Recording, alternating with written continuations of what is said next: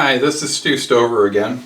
The next topic I wanted to get into was the topic of multilateralism versus unilateralism. Okay, so you're going to see in a minute what those terms actually imply and sort of how we tend to make sense of this. And so one of the reasons that we do it, post-World War II, there was a ton of consensus that we couldn't do what we did at the end of World War I. Okay, what did that mean? We needed an international mechanism for addressing problems, whether it was conflict issues or trade issues or just the whole notion of having a body out there that was set up to address problems as opposed to just us going after the problem, or us and maybe one of our friends, but a system for sort of the world to address the kinds of problems that we had. And we'll talk about United Nations more in detail in a minute, but the idea was they met, a whole bunch of important folks met in Vermont, I think, New Hampshire, wherever it was, at a hotel in Bretton Woods, and they hammered out this agreement for the post-World War II era. And so they didn't want the punishment that happened at the end of World War I that led to the resentments and the anger and everything else that led to World War II. You also had trade restricted for certain countries. You had trading blocks. You had other stuff that made it difficult for countries to be the kind of countries they wanted to be based on what they needed for resources and whatever that they needed to advance the country. So there were a whole bunch of issues. The Bretton Woods Agreement was set up to address, and if anybody's interested, it's a great thing to look at in terms of why they set it up the way they did, what problems they were trying to short circuit, how they were trying to create this sort of new world order based on law, based on mechanisms to deal with problems as they showed up, whatever. And so United Nations is clearly a multilateral, meaning everybody's involved at some level in addressing the issues. Well, United Nations was set up so you had the General Assembly, which was everybody, even some itty-bitty little country with island that has 10,000 people was represented in the General Assembly, and then you had the Security Council, which in the early days were the countries like America and France and Great Britain and Soviet Union and basically the powerful countries post-World War II.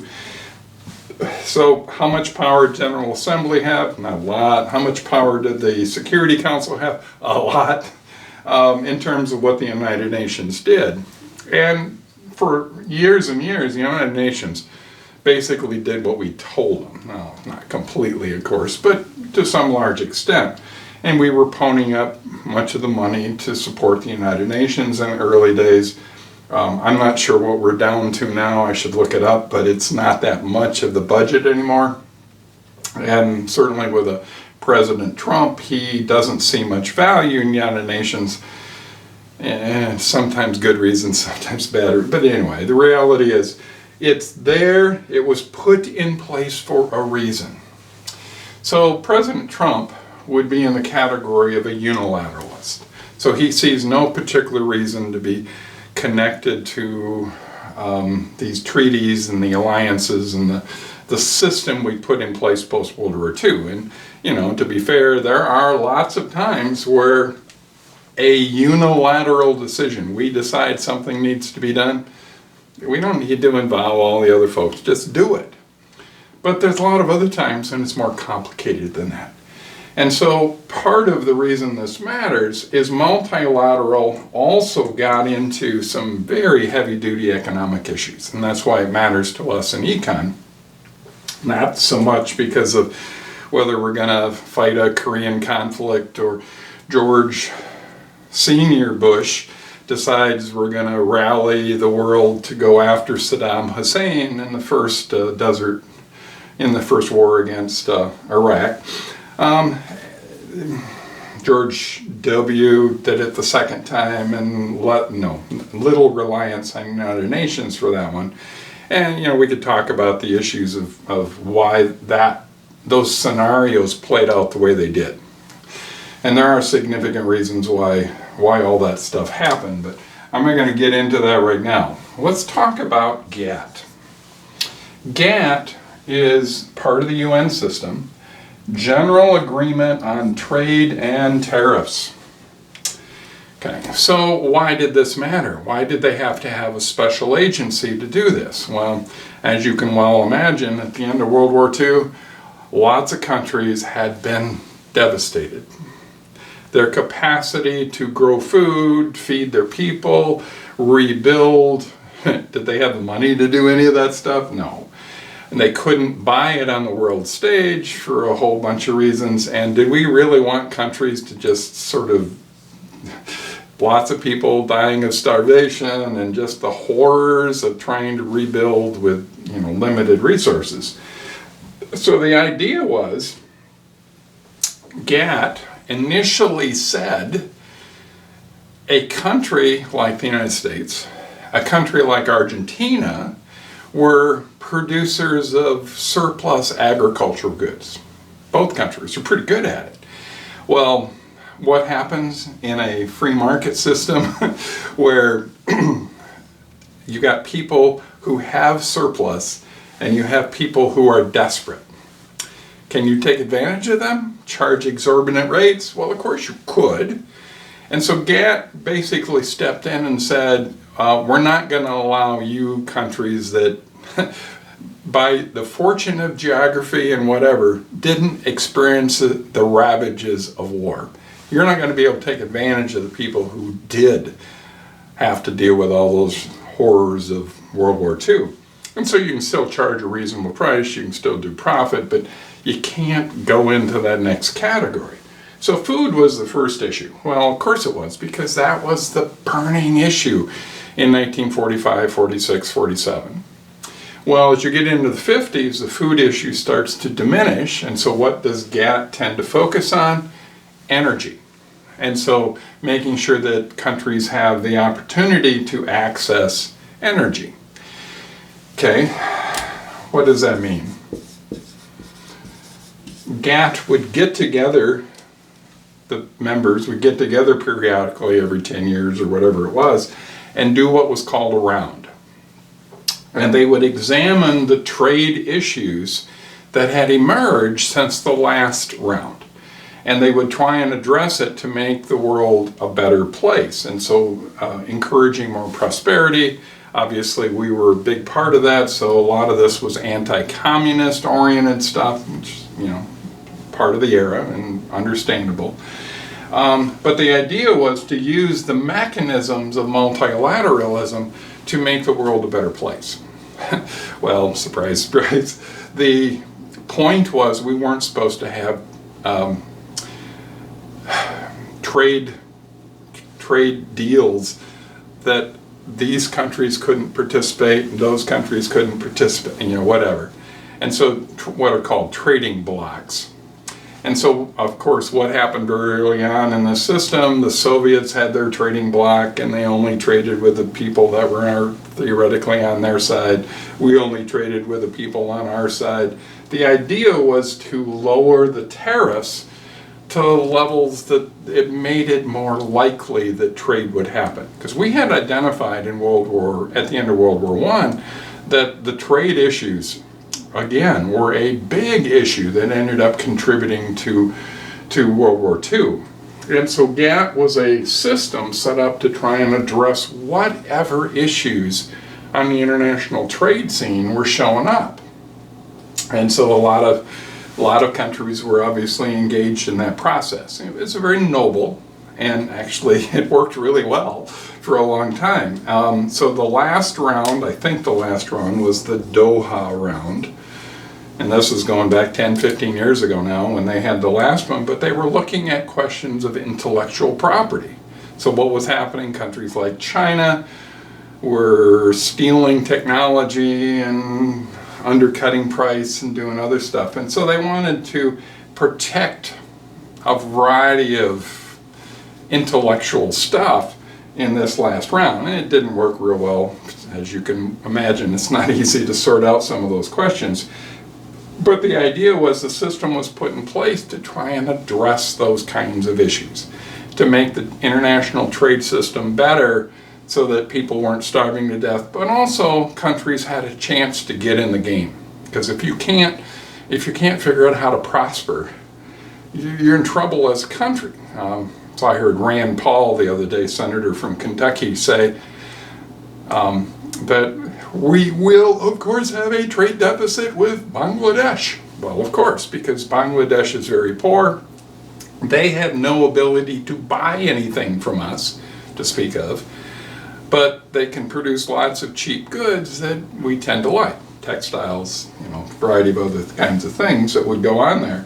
So the idea was to allow the world system to emerge and develop, and more people having prosperity, capitalism working, all of those wonderful good things. Capitalism is a big part of all this stuff. And many people today think in terms of a zero-sum game. Well, what's a zero-sum game? It means there's a winner, and if there's a winner at some level, whatever they win, there has to be somebody else that loses at a comparable level. And so there's a fixed amount of whatever in the world, or football, or pick an issue, and there's a winner and there has to be a loser. Well, the short answer was, what did we discover post-World War II? Is that, everybody could potentially win in this deal, and that wealth continues to be created. Now look at Wall Street. Wall Street is at astonishing levels today against even 10 years ago or 20 years ago. Where'd all that wealth come from? That's a good question. But it's there and it's real in some sense. So GATT morphed into something called the World Trade Organization. And the problem is that in the old GATT system, there was no mechanism to address real problems. And so World Trade Organization added a court. So if a country thought they were being taken advantage of, or there was abuse in the system in some sense, they could bring a case against that other country to the World Trade Organization. Did we use it? Of course we did. Bill Clinton famously did bananas, which is an odd story, which if you're interested we can talk more about. But the idea is that we added this mechanism to address the inequalities that might emerge in this process as a way to do it. So again, a part of the multilateralism as an approach. Did this work really well for a long time? You bet. Not working so well today for a variety of reasons. But let me slide a little bit to a couple other areas. International Monetary Fund. So what they did back at Bretton Woods, is they wanted a mechanism so that if countries got themselves in dire straits, which continues to happen, there was a mechanism that they could go get a loan from the IMF in this case, and at least embark on trying to create a more stable society again. The IMF stepped into a wide variety of countries and they supplied capital, but what did they also do? They were a lender of last resort. So how big a hammer did they have? They could say to that country, you must slash your education spending, or you must slash your healthcare spending, or you must slash your military spending, or you must, whatever the deal was. They could say that as a condition of the loan.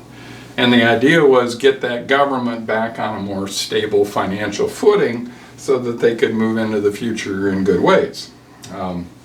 And lots of issues that show up with that, but I like the notion that we have an IMF because otherwise, you know, if a country owes money to, I don't know, Great Britain, and there's no mechanism for IMF, they can't pay. Can Great Britain load up the military and go take over the country because they didn't pay their loan? Well, maybe. Actually, that happened to Venezuela back when Teddy Roosevelt was president, back early 1900s. And we sent the battleships down there to say to the British, no, you're not going to mess in what was called the Monroe Doctrine, meaning our hemisphere. You can't mess in our hemisphere. So they had to come up with another way to get the money back from those loans that they had given back in that era. And so lots of issues that show up here with IMF. Most cases, IMF has actually been a pretty positive force. Now, not to say they're clean by any stretch of the imagination, but lots of interesting things with those guys. We also had the World Bank. World Bank was sort of a sister agency, and what they did is they supplied development loans, development grants to countries around the world to pull them out of the depths of poverty, or whatever the issue was. World Bank's fascinating organization. Again, mostly good. They got some problems on that side as well too, that if we were going to spend some more time on it, we could get into the issues there. So those were, again, part of this United Nations system, multilateralism, as a mechanism to try and bring the world up, create a safer, better world for all sorts of reasons. Anyway, lots of fun.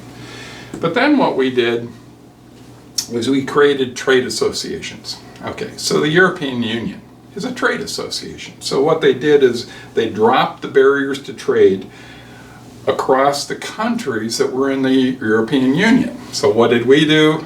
Okay, we dropped the barriers between Canada and Mexico and us. And so for us, that was NAFTA. Lots of interesting issues with NAFTA in terms of what we were trying to accomplish, what we did accomplish, what we didn't accomplish with that. Complicated, but we had trade associations all over the place. We had a Caribbean Island Nations Trade Association. You had ASEAN, which is the Southeast Asian Trade Association. You had the South American Mercosur Trade Association. So you had these deals where you could trade more freely with the countries around you, or countries that were ideologically similar to you in some significant way. Now, NAFTA morphed into the Free Trade Agreement for the Americas, and so we added Chile. Surprise, surprise, we added Chile because they're a prosperous country down in South America. They're on the flip side of the equator, so that means when is summer for them? It's when we have winter. So we get lots of Chilean products coming to our grocery stores in December, January, February. And so we added them for that, but we also added them for a lot of other reasons. But the notion, again, is these are multilateral agreements. And in most cases, multilateral agreements have worked great. Not that they're clean. I mean, there's always problems that will show up and emerge, and we got to sort those problems out. But very different than the President Trump notion of unilateral. We're just going to do whatever we want. And sometimes that's appropriate. Don't get me wrong. There are times that makes perfect sense. But many times the multilateral is actually probably a better answer for some of these problems, and to strengthen some of these relationships, make them better, probably be more helpful than just going our own way and doing our own thing. And whatever we see going on right now with our current international system that we have. So anyway, I just wanted to give you a little background on the concept of multilateralism, unilateralism, and how we make sense of that as a country. Thank you very much.